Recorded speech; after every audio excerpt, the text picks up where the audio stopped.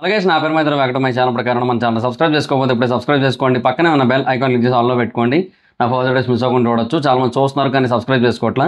So please try to subscribe and click the bell icon also. So sorry guys, morning ఏదైతే update ఇచ్చారో అది change అయింది. So అందుకే ఇమీడియట్గా వీడియో అయితే చేస్తున్నా. సో యాక్చువల్గా ఇప్పటికీ కూడా అదే పాయింట్ అయితే వచ్చింది నా దగ్గరికి. ఏమనంటే ఓటింగ్లో అయితే మటుకు లీస్ట్ అయితే ప్రియానే ఉంది.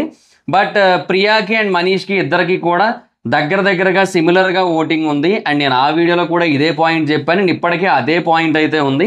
సో వాళ్ళు ఇద్దరు పేర్లు వచ్చాయి ఆప్షన్ కింద.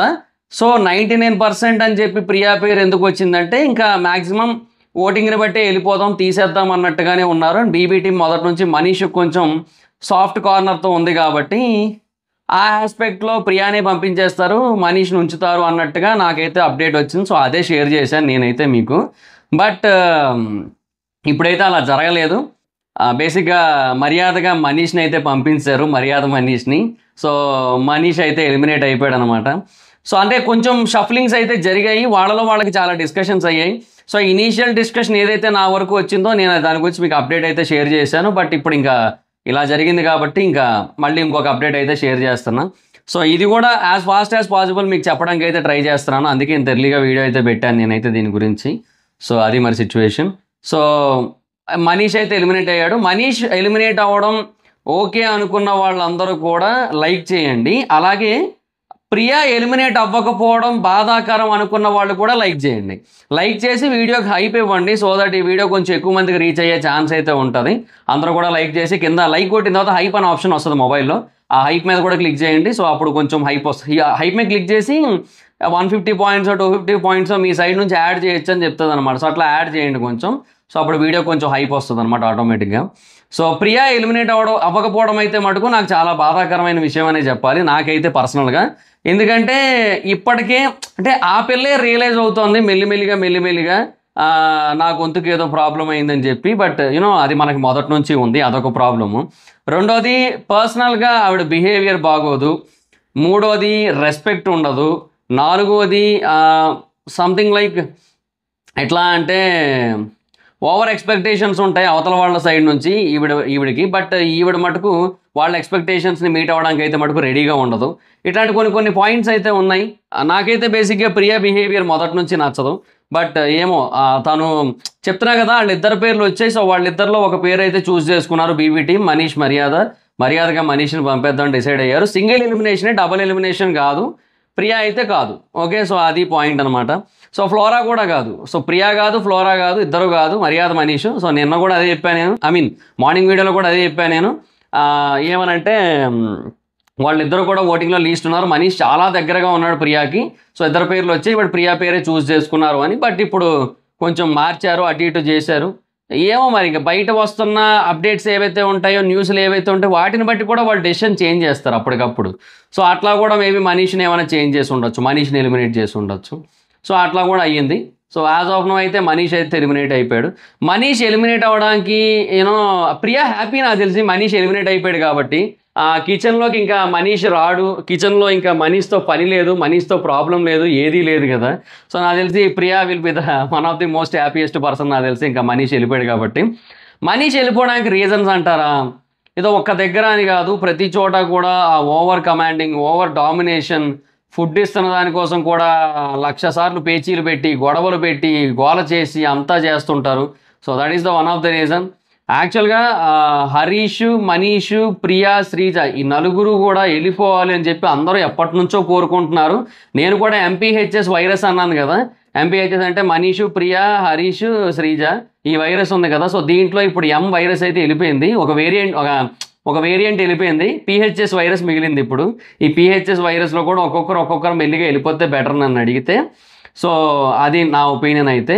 అండ్ ఇంకొకటి, నిన్న సంజన గారి కోసం కూడా కొంచెం క్లారిటీ ఇవ్వాలి. కొంతమంది ఏంటంటే ఆవిడ గేమర్ అనుకుంటున్నారు.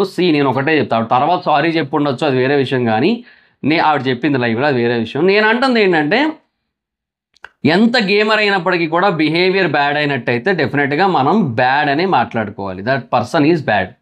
చేతులు గాజులు తొడుక్కోవడం అంటే ఇప్పుడు గాజులు తొడుక్కున్న వాళ్ళందరూ కూడా ఏంటి, వీక్ పీపుల్, ఏమీ చేతగాని వాళ్ళు, ఏమీ చెయ్యలేని వాళ్ళనా, అంటే లేడీస్ తక్కువ అనా, లేడీస్ గాజులు వేసుకుంటారు. ఇప్పుడు వాళ్ళందరూ కూడా చేతగాను. బేసిక్గా ఆ డైలాగ్ ఎక్కడ వాడతారు బయట సిచ్యువేషన్స్లో?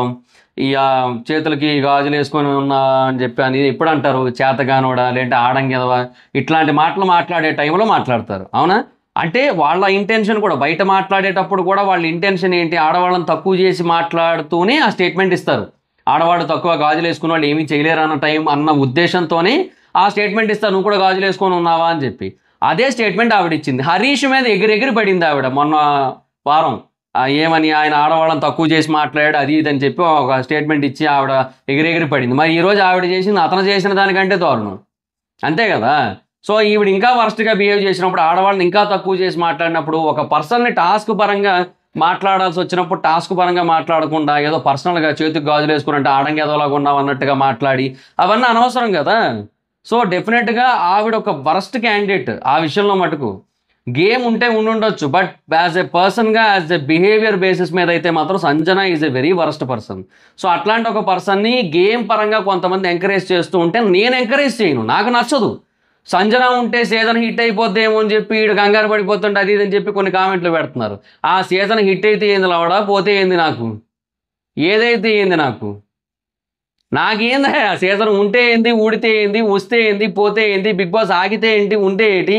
బిగ్ బాస్ ఆగిపోతే క్రికెట్ గురించి మాట్లాడుకుంటా, క్రికెట్ అయితే ఆగదు కదా, అది ఆగిపోయింది. పోనీ ఆదివారం స్టార్ మా పరివారం కోసం మాట్లాడుకుంటా, లేదంటే అది ఏంటది అబ్బా ఈటీవీలో వస్తుంది మధ్యాహ్నం పూట, అది ఎప్పుడు శ్రీదేవి డ్రామా కంపెనీ, దానికోసం రివ్యూ చేసుకుంటా.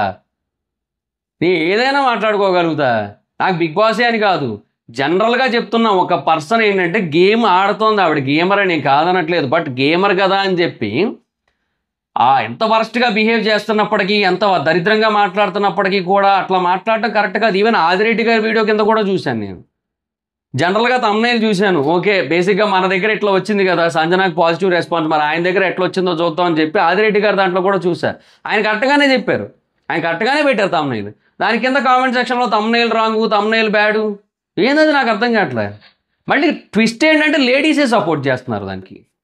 ఆడవాళ్ళని తక్కువ చేస్తూ మాట్లాడి ఆవిడ ఒక స్టేట్మెంట్ ఏదైతే పాస్ చేసి సుమన్ లాంటి ఒక సీనియర్ వ్యక్తిని, ఒక ఏజ్డ్ పర్సన్ని ఆవిడ అంత డిస్రెస్పెక్ట్గా మాట్లాడినప్పటికీ కూడా లేడీస్ సపోర్ట్ చేస్తున్నారు ఆవిడ్ని. ఏమో నాకేమనాలో అర్థం కావట్లేదు నాకు ఇంకా అది. సో అట్లాంటి ఒక సిచ్యువేషన్ అయితే ఉంది కాబట్టి నేను అంటుంది ఒకటే పాయింట్ ఏంటి అంటే, ఇక్కడ ఒక పర్సన్ గేమ్ గురించి మాట్లాడేటప్పుడు పర్సన్ గేమ్ గురించి మాట్లాడితే ఎవరు ప్రాబ్లం లేదు. మీకు చేత కాదా అని చెప్పి సుమన్ గారిని అన్నా కూడా మనం కేవలం అది ఒక సింగిల్ స్టేట్మెంట్ లాగా, ఒక పర్సన్కి సంబంధించిన స్టేట్మెంట్ లాగా, అతని గేమ్కి సంబంధించిన స్టేట్మెంట్లా చూస్తాం.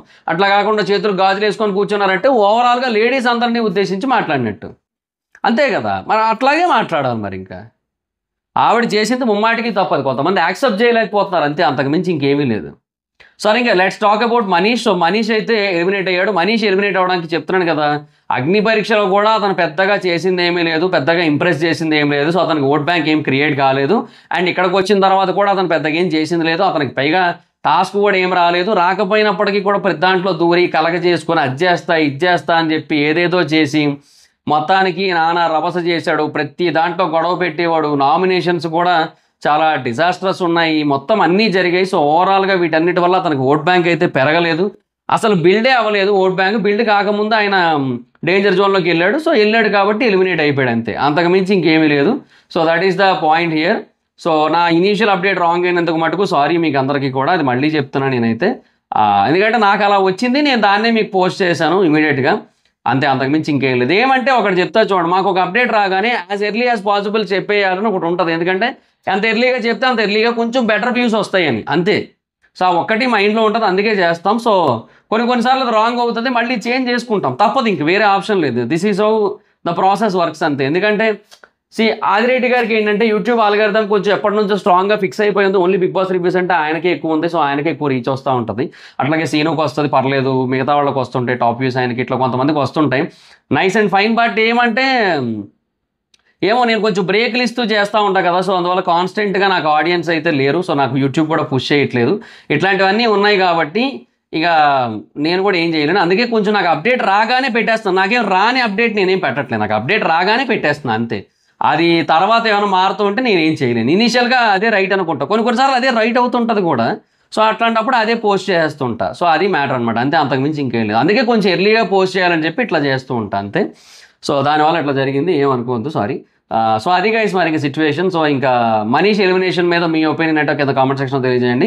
So that's guys is the video కనుక మీకు నచ్చినట్టయితే లైక్ చేయండి, వీడియోని షేర్ చేయండి. ప్రకారం మన ఛానల్ సబ్స్క్రైబ్ చేసుకోకపోతే ఇప్పుడే సబ్స్క్రైబ్ చేసుకోండి. పక్కనే ఉన్న బెల్ ఐకాన్ క్లిక్ చేసి ఆల్లో పెట్టుకోండి. ఆ ఫర్దర్ వీడియోస్ మిస్ అవ్వకుండా చూడొచ్చు. చాలా మంది చూస్తున్నారు కానీ సబ్స్క్రైబ్ చేసుకోవట్లా.